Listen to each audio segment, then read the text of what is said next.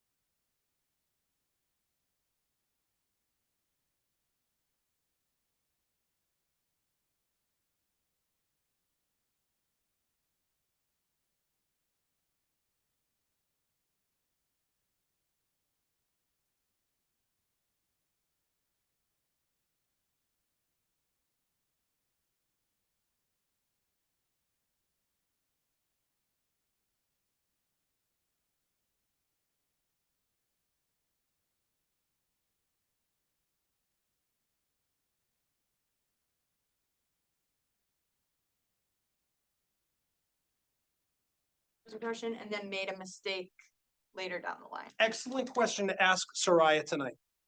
What happens from a connection perspective if you make a bad first impression? If you can't connect with somebody, if you struggle to connect with somebody, how then can you connect with them down the line, right? And I think Dave's point is well taken here, right?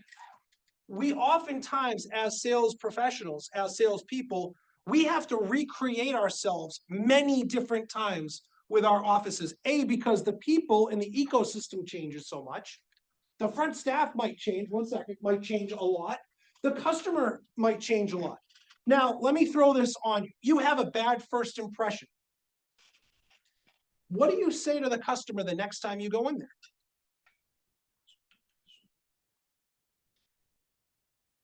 Would you like me to respond, Zeb? Is that what you're asking? If you have a bad impression, like you're probably not gonna come back to the same person. Like, it's just gonna be easier for you to find someone else, especially like in the sales world. There's so many people. So I personally think the first impression is the one that matters the most. Like if you're thinking about sales. Okay. We can deconstruct that with her when she pops in. Yeah. I think just being open. Like if you think you had a bad first interaction, then you probably had a terrible first interaction.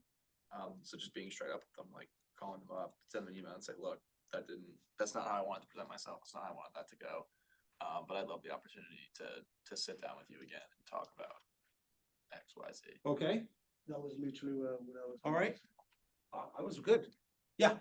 I worked over the summer and one of the biggest things was it's not like it's how you respond to the situation. It's not exactly how the situation, like whether the first impression was good or bad. It's if this person had like a bad experience, you respond with like and you respond positively and make sure that they become regulars. That way they're gonna be loyal to you and you're building that trust in that relationship. But if you just kind of ignore them and they had a bad experience and you just kind of like don't disregard everything that they're saying, then they're not going to come back. Nice. Let's see. All right. So Cooper, what does that say in terrible writing? I apologize. Okay. All right. This is one of our favorite words of the semester, but this is where this comes in, and this is where this comes in from a selling perspective. This is where you have an opportunity to be vulnerable in a moment. Hey, listen, the last time I was in, I gotta be vulnerable. I wasn't having the best day. And I gotta take accountability of that. I wanna hit the reset button. I wanna start our relationship brand new. I know first impressions are oftentimes stick, but I'd love a second chance just to prove myself to you. Right? That's where we can say vulnerability in sales, and it doesn't matter from a messaging really perspective. I think vulnerability really hits home when you talk about how to connect authentically with people, how to build lasting relationships. And I say relationships, but it's real, REAL, relationships, ones that are lasting, ones that have a visceral relationship with people, right? That's where this word comes in. That's where if you're vulnerable in sales, that's where this happens. The more vulnerable you are in sales, the higher you build trust, the higher you build respect. If you read any one of Jerry Acuff's books, this is the most important word to him. People value business relationships through trust, through respect. Okay? Can we put Soraya up in the back? Awesome. I think Sean is going to zoom in too. There. Soraya, can you hear us? I can hear you very well. Thank you. Awesome. I'm gonna try to put screen. All right, and I think Sean's going to be popping in here. Just some perspective. All right, so we talked a lot, Soraya. We've talked a lot tonight about connecting authentically. We did pre-call plans based on six different companies.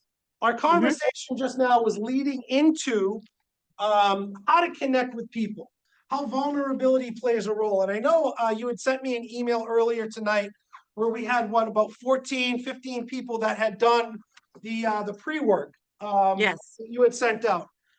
So I'm gonna open it up. Sean Penix is also gonna join you, coming into the class. Number one, thank you very much for being here.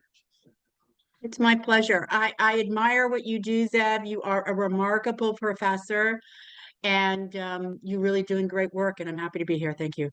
Well, thank you very much. We appreciate it. I did send the TEDx talk link out, so hopefully many of the students had an opportunity to view it and really get a feel for who you are as an individual and why connections are so important. We're gonna run this like we've always run this, allow the students to ask both you and Sean some questions, but can you talk to the class real quick about why connections are important? Why this is a passion of yours and how it relates to effective selling? Well, connections, whether you are selling for a company or you're trying to sell something to a friend or to a spouse or to a boyfriend, selling is really important. We actually do it all the time. And the question you want to ask yourself is what I'm saying, does it add value? Is it really coming from my heart? Because everything really is about the heart. If you love what you do, it shows. And it shows in everything you do. And I really appreciated also what your professor, Zeb, said about sometimes we make mistakes, like we have bad first impressions. I would just quickly like to give a real shout out to some really good superstars who took the assessment. Dave Omerson, David McLean, Santi Biolgi, Max Howe, Pia Lal, Camden Dwyer, Ava Moole, Ije Bilgen, at Gur, Ava Tavers, Tyler Metalio, Katharina Chow, David McLean, and Smile Soares. Congratulations, you guys are superstars. Because for those of you that took the assessment, yeah, absolutely. You know, for those of you that took the assessment, you will see that there are certain trends. Ideally, once that gets into your mindset that somebody's either an Egyptian or German, and you can use that always when you are communicating with people, that will put you, that will prevent you from having to backtrack and say, you know what, it wasn't a good start. I made a mistake. I had a bad day. Can we start again? That's exactly the right thing to do, but wouldn't it be great if you didn't have to do that? And so being authentic in whoever you are is the most important thing. And the only way to get people to get into who you are is to be able to connect with them in a way that resonates with them. And that starts with body language. Yes, Seb. So I love this, and we can further this discussion because how many of you didn't have the opportunity, and it's okay, this isn't a gotcha moment. How many of you did not have the opportunity to watch the TEDx talk? All right, so a few of you, all right? So Soraya, in an elevator pitch or communication style, can you just shed light on what does it mean to be an Egyptian? And how is that relatable to sales, to effective selling? Yes. So bottom line, the data is proven. This is not my own personal opinion. I'm a very data-driven person. So the impression you make when you meet somebody for the first time is usually the one that lasts. And either they'll really like you or they'll put up with you and just wait for you to go. And the way to make that impression is a lot of people think it's by the words that they say. It's actually not. That's less than 15% of what makes an impression. What it is body language. Body language determines it. And if you're in what I call an Egyptian, if many of you are probably more familiar with Italians, right? Most of you met some Italian people? Yeah, they move their hands around. They want to give the high fives. You know, they want to talk about your family, details, schmetails. So if you're not that kind of person, if you notice that the person that you're meeting moves their hands around, what do you think you should be doing when you meet them? If that's even if it's very uncomfortable for you, what should you be doing? The same. Louder. Exactly. You want to mirror them because you want to, you know, in the back of your mind that body language is how you're going to connect to them because you want to make them feel comfortable. Now, if you keep your body very steady and to the side, and you are really very specific about body language, about data and details, and you really don't like all these crazy people that raise their hands up like that. If you're more of what we call the Egyptian, but instead you're more, your customer is more of a German, very reserved. Some of them would call them even kinesthetic. They don't even like to shake hands. If you're like this kind of person, what are you going to do when you meet that person that you can immediately see from their body language they're not that? What are you going to do? Near that. You're going to have a lot of self-control, and you're going to just wait, and it's going to be your natural inclination to put your hand out and want to shake their hand. And in fact, what you should do is just be still and let them make the first move. And it's very possible they won't even bring their hand out to shake it. If you can accomplish that in the first 3 minutes that you meet, you will have 90% conquered that step of getting to the next step of the sale. So it begs a great question, and I thank you very much. Do you guys get a better understanding as far as Egyptian versus German? It's a simplistic way to really break down your customers. It's a simplistic way to know who you're sitting across the table from. And I think Soraya does a fantastic job as far as giving us that, allowing us to think through that. Now, we did have a healthy debate and a healthy discussion leading into this tonight. So I'm gonna allow the students to ask questions. Sean, how are you? Great to see you. Thank you for zooming in. See you guys. Thanks for So having me. we're having a lively discussion based around connecting authentically with customers, with people. We had a question earlier, and I wanted to throw it out to both of you to get the conversation going as far as what happens, and I'll let you answer the question, ask the question, but I wanted to throw it out to the students because this was a lively discussion based around connecting with people. So go ahead. Yeah, so, well, hi, my name is Juan. I'm an exchange student. I'm from Spain. Thank you both for coming in. And my question was, well, it was at first, if first impression lasts, and I wanted to like change it. And how would you like make it up if your first impression was not as good as you wanted? How you would connect again with a customer? Did you understand? Did I Yes. explain it Sean, well? do you want to you respond, or would you like me to? Ladies first. Oh, thank you. Well, if it didn't go as well as you hoped for, what I would do is I would take a moment to reflect and think about the reason why it didn't go well. And then I would take some time to say, as your professor Zeb said, look, we all make mistakes. We can go back and say, you know what?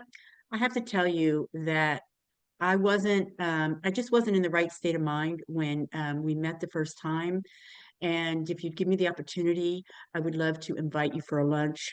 And so you can really get to know me. I hope that you'll be open to this idea. And I apologize. I just wasn't at my best. You know, just honest, raw humility and honesty. Thank you. Yeah, I'm sorry I hit right on it. When we think about authenticity and surely being true to oneself, you'll some of you may have heard the expression like falling on the sword. Being able to be humble really opens up dialogue because it also allows a customer to feel like they can be open with you as well. So, if you're the first person to show humility, show compassion, you'll be surprised how quickly they can open back up as well. Because you also may find out maybe they were having a rough day also. Maybe something else triggered their response to you. And so I think if you approach it in that way, especially if it's the second time around, one, you're probably going to be a little bit more polished in regards of how you approach that situation. But two, I think opening yourself up to feedback and I think even also making sure in the sales process, no matter where you're at, I mean, asking for feedback, that's the quickest way to continue to learn and grow because you want to keep growing, you want to be better. So I think if you have a second time around, just say, hey, look, I'm always trying to be better and better myself, better my customer experiences, and would really appreciate another opportunity to learn and grow. And to Soraya's point, like, can we meet for coffee? Can we try this again and really see where we can take this opportunity? Okay, thank you so much both. Good to meet you. Yeah. No, yeah, they can see. Hi, my name's Andy. I'm a senior. I'm a marketing major. I really appreciated what you had to say about the whole like body language and obviously being intuitive to like where the conversation is going and obviously like the Italian, German, Egyptian. But right now I currently sell different Oracle softwares, modules, training courses, and a lot of that after COVID switched to being over the phone. So I'm curious, like, what your tips and tricks would be for someone who really doesn't get the opportunity to speak to their clients face to face. I'll take Sean, this one. Mhm. Yeah. So I work with a lot of salespeople that usually the second contact is over a face to face or in person discussion like we're having. Um, and so typically it's on the phone is that first initial contact if you get somebody on the phone. And so you'd be surprised how people can sense and feel if you're smiling when you're on the phone. I would probably try that exercise just to make sure even as soon as somebody picks up, just try to actually smile at that point in time. Even if you're just excited that they actually picked up, that's probably one reason to smile. But I would tell you, people can feel that because I can tell that you're actually having, just the way you articulate things just sounds different when you have some excitement in your voice and your tone. And I would also tell you, making people have that sense of, you know, I always tell people be able to embrace the silence in phone conversations because you don't want to feel like you're selling. You just want to feel like you're honestly providing impact and listening. So if you're having a very, positive tone, you pause in those moments to allow them to express themselves. It usually leads and progresses the call a little bit further. So I just think if you're having more phone conversations, don't be afraid to really take joy in the moment that you have some time, and it always helps if you lead with some gratitude to start the call and also to finish it. Thank you. I couldn't agree more. And I also would add that yes, you always want to feel the joy. I love the idea that Sean said it's true, just smile. But also understand that if it's over the phone, it's a numbers game. So don't take it personally if somebody just, Yep. you know, it's not against you personally, and you just pull it off and keep going to the next one, and make it your personal challenge. So it's very different when you have phone and online communication. People, sometimes it brings out the worst in human beings. Um, it's different than when you're in a room with them. So just keep that in mind. And I really like what I so agree with Sean. It's just enjoy it, and do not react based on what a person says, because hopefully you have a higher calling, and that your purpose is maybe, just maybe, to make one person smile that entire day, 50 phone calls that you make. And if you accomplish that, big check. Yeah, All right, I will exactly. definitely try smiling on the phone tomorrow. Thank you guys for being here and answering my question. Yeah, of course.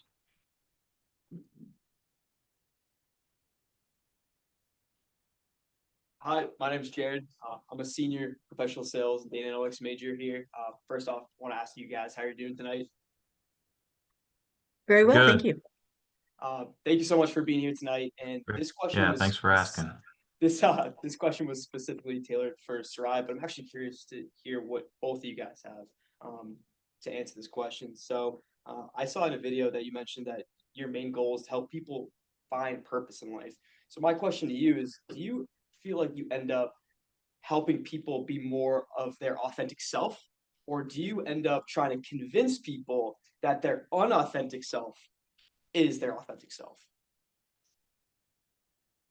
Well, that's a good question. this is my second company. The first one I sold when it wasn't for sale. And, I'm a Christian. So I have clients that are atheists, Buddhist, Muslim, Jewish, and some Christians. And so I want them to be their authentic self. But if they go deeper and they want to learn more about what real truth is, and for me, it is the Bible, I will share it. I hope I answered your question. I appreciate that. Thank you. To echo that, I fall in the same boat. I think it's interesting what you said about the convincing. I think I would add the convincing, if you will, is, and from my take, is when I tell people to really feel comfortable in their own skin, is for them to see me as comfortable in my true self, right? Yes. And I think, if there's that authentic nature that I'm giving off, a lot of people feel like they have to have a guard up when they first meet somebody or they're interacting. And if they feel like this is a safe space, so maybe I can actually, like, sit back a little bit.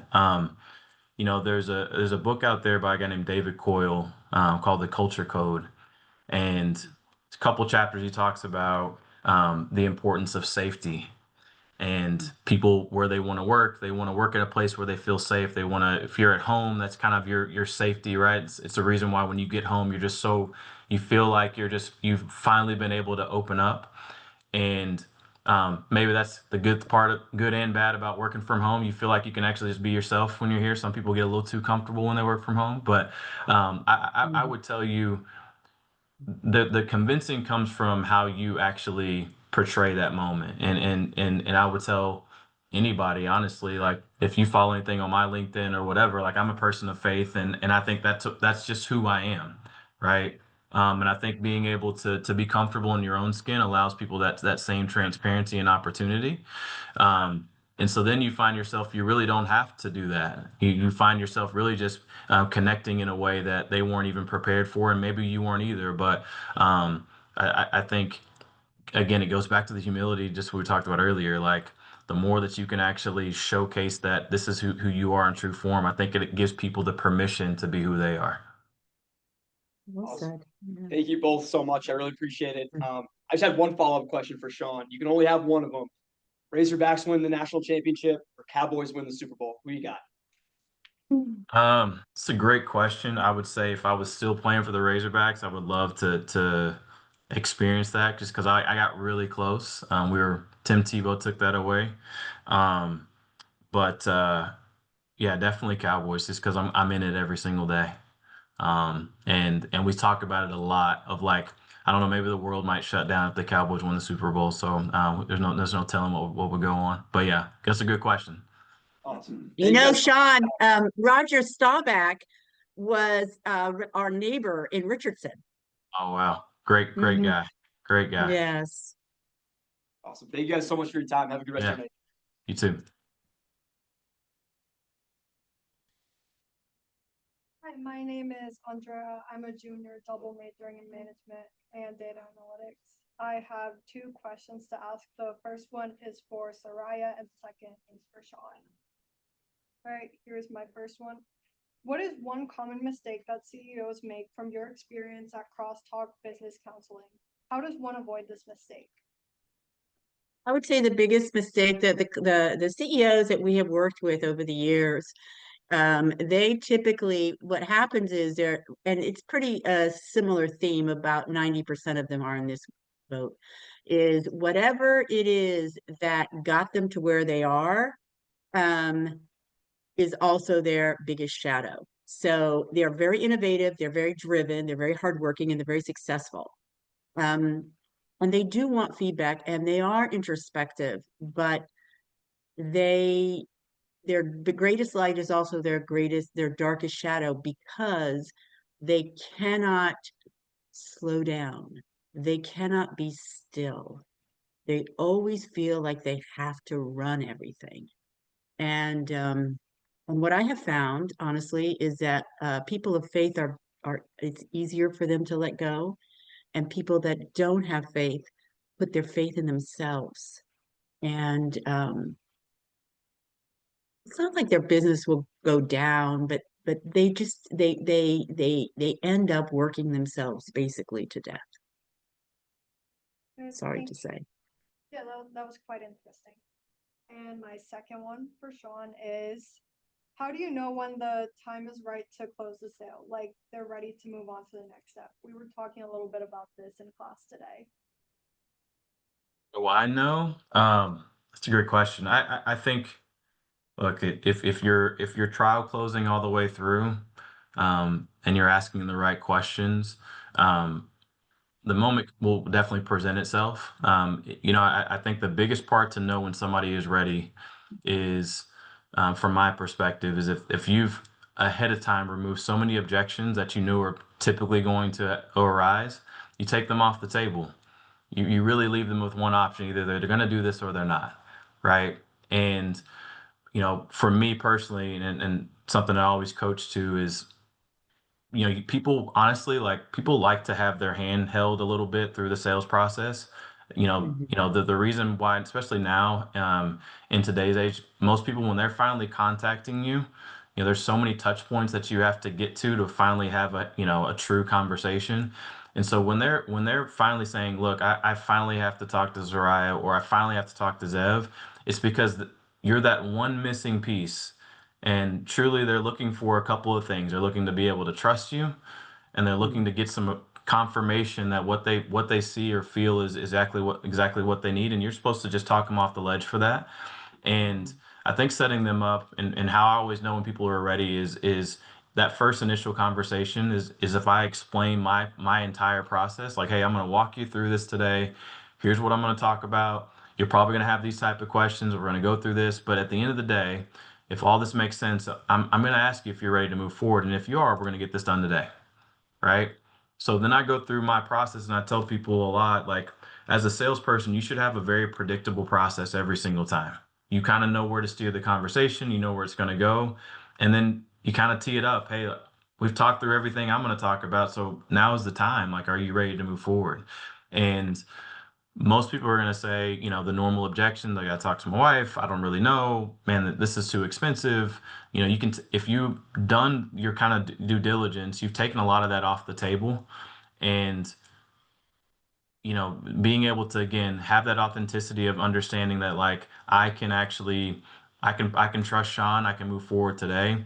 Those are the things when I know that they feel it, they're fully invested in me. And honestly, whenever they start asking more questions after I've already asked the sale, I think they're ready to go, because now they've put themselves in the shoes of, like, they own whatever it is. They're doing whatever it's what I'm trying to sell to them, because they're imagining themselves in that moment. And if it's an opposite, if they just are paused and kind of silent, then that means I've probably lost them. It may be too expensive, and they don't want to admit that. But if they're asking more questions, the curious ones, you got them right where you want them. All right, thank you. I really appreciate that. Yeah. Thanks both of you.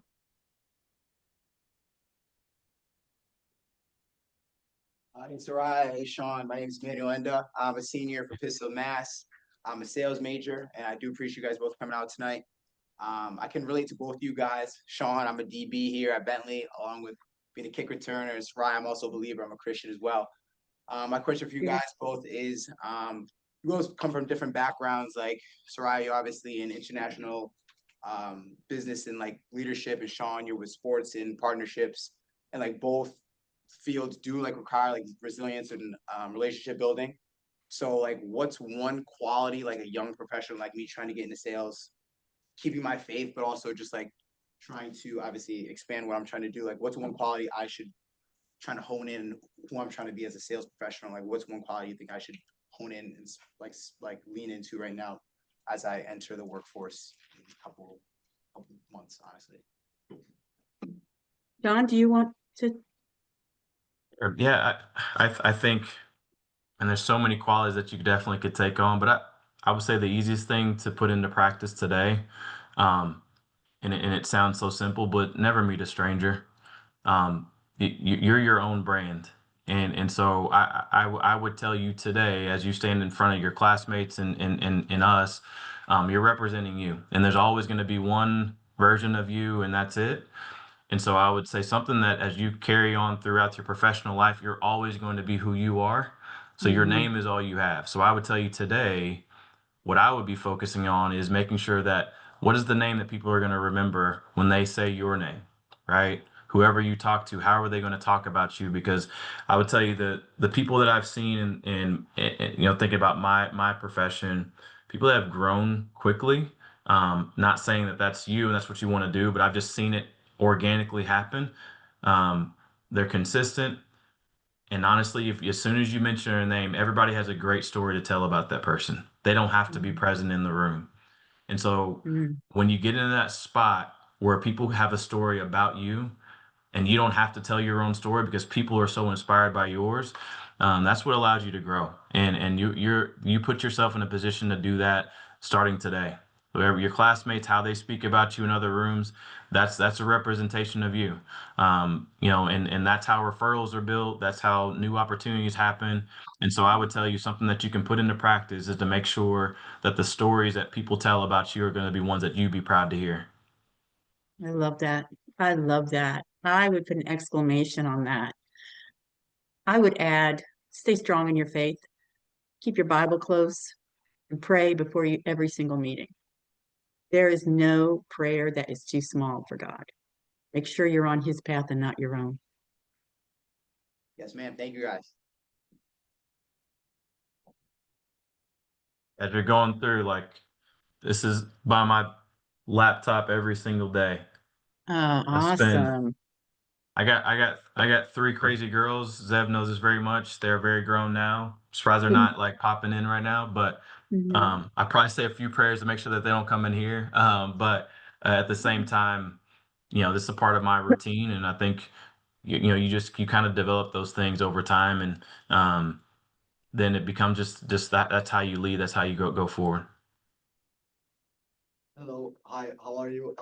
My name is Vedant. I'm from India and I'm majoring in management. My question is, in your experience, what's the biggest cultural difference you've seen in how people build trust and connections all over the world? I'm sorry, can you repeat the first part? What's the biggest cultural? Did you say that? I'm sorry, I didn't understand. Cultural difference you've seen in how people build trust and connections all over the world.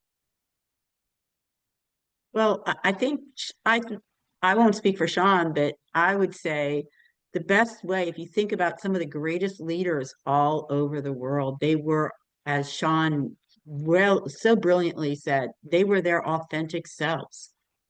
They were who they are.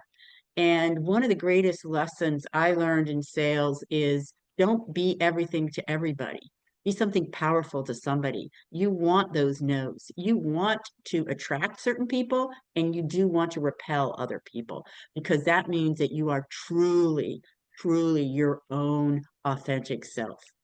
And that a lot of salespeople have a hard time with that. They want to be pleasing to everybody, but don't do that. Be true to yourself because you can't please everybody. You try to please everybody, you'll please no one. But every single authentic, successful, international person that I have ever met was really a one of a kind, and they embraced it. I would double down on that, and the other thing I would just add, what I've noticed. So I've been, you know, um, been able to, when I think about just the groups that I've entertained or spent time with for different reasons, whether we're selling something or just trying to get to know somebody from in really beginning that sales process. Um, I'm fortunate enough to work in food and beverage as well as far as with our company, and um, there's a lot of people that become really, or feel more relaxed and in tune with themselves when it's over a really good meal. And so we really take a lot of pride in making sure that we want people to feel very comfortable because there's so many traditions and things like that Legends is in 450 venues in about 10 different countries that we're representing our brand. But we also have to make sure, I tell people all the time, there's a book from a guy named Lance Tyson that's kind of one of our sales trainers, and he wrote a book called Selling is an Away Game. And it really is like you have to understand, like you can be very comfortable in your own skin, but you have to understand when you're going to somebody else's turf and understand like what makes them tick, what makes them feel comfortable.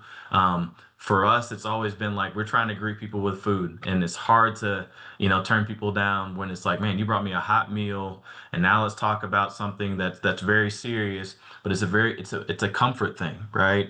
And I think you'll see differences in how people approach that. There's a very fast-paced approach in some different genres and parts of the world, and some people are very very very fast, right? Like you have to know it's very quick. But I've seen a lot of good deals get done over a good meal. I would agree with that. I would agree with that. And some funny cultural differences too. I mean, if you're in the Middle East, you need to sit down and have a meal before they'll even talk to you. And in other countries, like, in Japan, they care a lot about what's your name. And so giving them a business card is really important almost in the beginning. You But really got to understand the formalities in yes, culture, whoever you're talking to. Um, and so I would tell you, as far as any good salesperson, all of y'all in the room, do your homework. Understand who you're yes, about to meet, because, though you may be meeting them in the States, they may have a certain tradition about them. And honestly, that also builds a little bit of respect, because, you know, some people, if they have traditions that maybe, that are from overseas, they're coming here and have to be more yes. Americanized in their traditions because, of how we approach things. But if you take things a step further and actually recognize that maybe they have a different type of, dialect or understanding of how business is supposed to be done, you win a lot of points. Trust me, because that means you went the extra mile to understand that. And that actually is what, we're in competition all the time. You want to be different. You could all sell the exact same product, but if you do that one little thing that's different to understand the customer, that's what allows you to win a deal.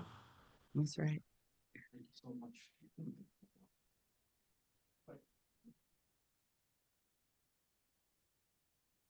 Hi, my name's Pia. I'm a marketing management and administration major. So my question is more about body language and nonverbal cues when it comes to selling products, services, and experiences. So what's the one nonverbal cue that you would look out for to kind of tell you that the client is losing interest, and how would you re-engage them? Like, do you have any specific strategies or tips on that? I'm gonna show you mine. That's it. If the camera's off, you might have lost them. Um, but at the same time, if there's a situation I mean, we're in this virtual age, especially if you're meeting with people, if they're looking away, they're kind of distracted, they're doing different things, they might have seven different windows open. You know, you have to understand really your environment. Like if something like this, like, I'm always quick to quiz people that I'm talking to. So if it's something where, hey, like at the end of this slide, it's like, tell me like, what are two things that stand out to you in this? Like you want to keep them engaged, right? And so engagement is key when you think about that from a body language perspective. People that talk with their hands, they're being very flamboyant about things. That's somebody that's engaged with you. You have to take that in and understand that's a good thing. People that are very closed off, they kind of look down, they're looking around. Those are things that doesn't mean that you're not doing anything wrong. It doesn't mean that what you're saying is not grabbing their attention. You just have to make sure that understanding your audience and what really gets them going, right? What's really going to draw their attention? It goes back to the whole homework thing. If you start your slide number one, or you're right there in person, like making the importance of an impact statement is huge, because then you can act right? And so I always look for body language, like, are they actually, one, do they have camera on? If I'm in person with them, are they like making eye contact with me? If they're not, I'm not afraid to like get up and move around. If I can, a quick story, there's a guy, I won't say NFL owner, I won't say his name but Zev would really want me to say it, but I'm not. He's known to fall asleep. in like every meeting, like full stop, never like it never fails. And so we had a really big pitch that we did sometime it was right down around this time last year. And so part of that pitch and the whole understanding was when we knew that he liked to fall asleep in meetings, like anything over like 30 minutes. So we knew we were going to lose him. So the whole pitch, we made them stand up and go from room to room so we could pitch each slide. So we made him have to get up and walk around and go to spot so he would stay engaged. It wasn't that what we were saying was boring. It's just he's old and he was going to fall asleep. So we had to make sure that we did that. But you have to just know your audience and understand some of those body language cues that are going to keep them engaged and keep you going. Love that. I love that. I would say mirror them. So mirror them. Sometimes people, especially if what we call them Germans, they're thoughtful people and they need to think about things. And it can be frustrating if you are what they call an Egyptian, very vivacious, like Sean is. And so I would say mirror their body language. And I also liked what Sean said, which is, be comfortable in silence. You're not there to entertain.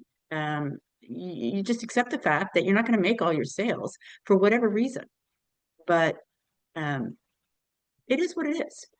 The best way to combat body language that you can see you're losing them is mirror them and don't be afraid to be still. Thank you, guys. All right, so I get to ask the last question of the night. Sorry, guys, I get to do this. But it's really one for each of you. So Soraya, and these are concepts, honestly, guys, that I want you guys to take away. One of the main concepts that you talked about in your TEDx talk is CAD, connect authentically while disarming. So from your perspective, can you share with the class what that means? You also said one of the key words is because. I want to make sure that we hit that before we sign off tonight. And Sean, if you can just give your 2 cents on sales tension. As sales professionals, how do we limit sales tension? And one of the things that stuck out to me in years past is you have a sign near your desk that says, remember why you started. Very nice to me. I love it. But if you could tell the class why you started and why that's important to you, that would be important. So I'll turn it over to you guys. All right, go for it. So CAD, connect authentically by disarming. That's pretty much my acronym for embodying the whole essence of sales. So you want to connect, but to Sean, what he has been saying, and I totally agree with it, you want to connect authentically by being the best person that you can be. And that means that you're not going to connect with everybody. Some people are just not going to like you. They're not going to appreciate you. And that's okay. If you're authentic. But in order to get to that second stage of the sale, you also have to understand human nature. And human nature is people are selfish and they don't really care about you. They don't care what you're saying. They care about themselves. And you have to understand that about human nature. And so the D for disarm is the body language aspect. You have to get in their world. And most people think, I feel stupid mirroring their body language. But the interesting thing is nobody has ever noticed. I've been doing this for 15 years now. And, I've worked at companies where like I blew numbers off the chart, not because I was smarter or harder working, but because I understood that human nature is basically one of selfishness, and we all are selfish. And so if you disarm them by just spending that first few minutes by mirroring their body language, you'll get them in that zone where they'll feel comfortable with you, and then you can authentically connect with them in a way that either connects or repels. And both of them are good outcomes. I like what Sean said. He can do it all in one meeting. You want to have clarity. You don't want to be nebulous. So that's what CAD is, connect authentically by disarming. It's a formula that I created that is pretty foolproof. In regards to the most important word in the English language, can anybody guess what that word is? Does anyone want to throw out a word? What do you think is the most important word in the English language? You can guess. Well, okay, thank you. Yes. A lot of people would say love and the reason the word because is the most powerful word in the English language, and you should use it in every aspect of your sale, is because in the back of our minds, we all want to know the reason why. And so if you are saying the word because, you're perking every single person's ears, whether they're a German or Egyptian, because you're answering the question why. So for example, if you take a look at advertisements of 5 or 6 of the biggest banks, credit unions, and 2 soda companies, they will have advertisements in very large letters that say, you will like us because. And because is simply the word that answers the why. So how can you use it in sales? You can say, well, I feel passionate about the business advisory work that we do because it helps us actualize your highest potential.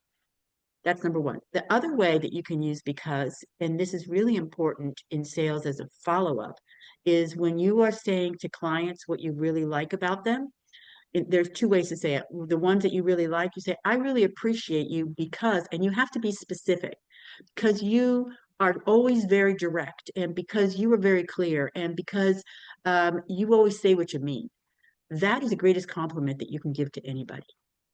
On the other hand, I have to tell you that the best feedback, and I agree with Sean said, feedback is so important. The best feedback I have ever received in my life has been from very unhappy clients. They wanted to leave.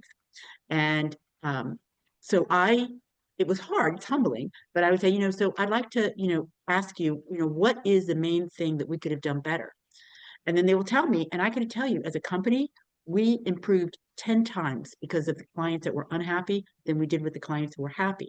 And again, I would write them a letter and I would say, I know that we're not working together anymore, but I want you to know because of your honesty and because of your specificity of what we could have done better. And in many of the cases, it was because of me, because I wasn't engaged enough because of all the clients I had.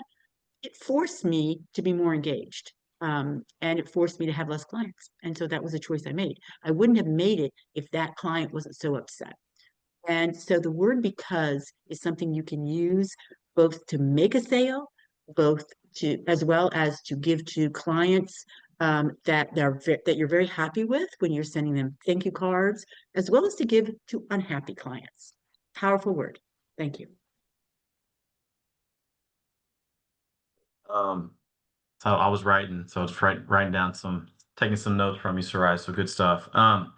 Sales tension. Look, it's gonna happen. You're gonna feel it. I was kind of going through as you asked that, Zev. I just kind of wrote down 4 things that really stood out to me, and I think, and I'll give these to you. I am. These are just things that I think about personally that kind of remove some of that tension quickly as you go through your process. First one I'll hit on is turn that pressure into partnership when you're dealing with people. The pressure that you're feeling, I got to close the deal, I got to get this, that's built up anxiety that you put on somebody, and it causes them to feel anxious. They feel pressured. They feel like this is not what they want to do anymore. Like they went from excited to do something to pressure to do something to where that's the person that calls you back and says, I want my money back because you oversold it to me. And that's not what I was wanting. Right. So instead you're building a partnership. Hey, like I'm going to walk you through this process. I want this to be something that you want. And I'm going to show you how to actually achieve it and accomplish that. Right. We're going to do this together. Right. Instead of having pressure, take it off the table and turn it into a partnership opportunity in every deal structure you put together. Second thing, give gratitude for time. That is the one piece of currency that everybody, it's so valuable. Before you do anything else, you're honestly selling time, right? Hey, do you have 5 minutes? Do you want to grab lunch or coffee? Can I catch you for an hour and have a meeting? You're trying to sell the appointment and win that business first. And so to really alleviate the tension, once you actually get that time, give gratitude, right? They know that you appreciate them for actually giving your time and attention with them, whether it's 5 minutes or 5 hours. And so I always tell my teams to think about that. Like they didn't have to say yes to that time block with you. And so you need to show appreciation for that. And now that kind of opens them back up to like, man, all right, they appreciate me. So I'm going to now lean into what they have to say. Third thing is, when you do get that time, make sure you align on expectations like very early. Hey, this is going to be a little uncomfortable. We're going to talk about some financials that maybe I'm asking a few questions that you're going to have to answer for me that you probably never had to before. Like, lay it out there. I mentioned earlier about holding somebody's hand through the process. Like, that's important. But if you align on the expectations, those moments where things can become kind of intense, like, I've never heard about that, or you're asking for how much money, it becomes something like, oh, okay, well, yeah, you mentioned that was going to happen. Okay, now I'm ready for it, right? The human nature, I was telling my wife this the other day. I was like, nobody likes surprises unless it's on your birthday, right? And some people don't even like that.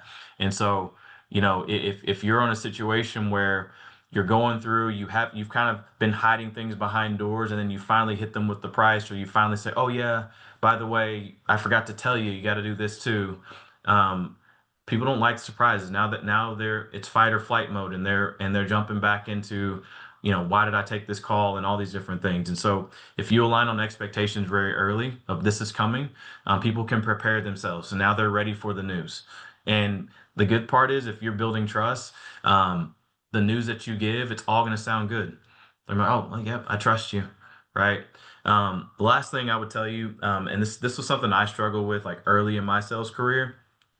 But I say this in a way, not meaning that I don't care. It's just more you have to detach emotionally from the outcomes of your sales. And what I mean by that is you can't get so attached that you become a prisoner of hope, right? You get so caught up. You're calling them 25 times. Why aren't you picking up? Or you're finding yourself just so like I need this sale, so you're doing everything to try to win the deal. And I would tell you that's exhausting as a salesperson. It's emotionally draining for you. You've gone through so much and all these things, and honestly, it kind of makes it really tense between you and that client because what they remember is that experience with you. And so, if you ever went back to try to get repeat business, they don't want to go through that again. And so you want to make sure that you detach a little bit of like, hey, look, I'm just here to help you. I'm here from in the source of gratitude. I'm trying to help you out. It's either for you or it's not. If you choose to do it, great. We're going to build a great partnership. If you don't, great. We're still going to have a great friendship. And if you need me, you know where to call me, right? It's all a positive thing, and you allow yourself to kind of detach. This kind of loops into Zeb's second question. I do have it. I don't know if you can kind of see it over there. Remember why you started in the corner. As I got a bunch of things all around my office here, but my why has changed a lot as I've gotten older and professions have changed and families grown and all those good things. But I would tell you, as a person of faith, my why's changed on a personal level, but from a faith-based level, it's always been the same. Why I do what I do is not for me. So why I get to do what I do is because of something else, and so I'm forever grateful for that. And I'm fortunate to be in the spots and places that I'm in because I can take care of my family. I can make an impact, and so I would just tell you, you know, I always remember why I'm where I'm at simply because I was willing to say yes a long time ago to my faith and what I believe in, um, and because of that, the fruits of all those things have led to you know having great friendships and being able to hang out with my kids and do some things that I would never in a million years said I was going to be able to do. And so why I've started, why I continue, why I keep going. It's always been pretty constant for me. Um, and I get instant reminders by being in virtual rooms like this today of like this is why. Because it's really cool to be able to spend time with each of you. Zev will tell you I jump on this as soon as he sends a note out. I'm like, let me know when. Like I'll sign up instantly because this is why. It's not to make a bunch of money. It's not you know, to check the box of here's what my title or status is to be able to give back and be a part of opportunities like this. And so definitely appreciate the time. And I would tell each of you, when you kind of start to go, just never forget why you started in the first place. All right, so before we leave tonight, this is a sales class. So Sean, I would be remiss if we didn't at least have one sales pitch for you. Is that okay? Of course. All right, perfect. Can I say no right now? Like, no, I'm good.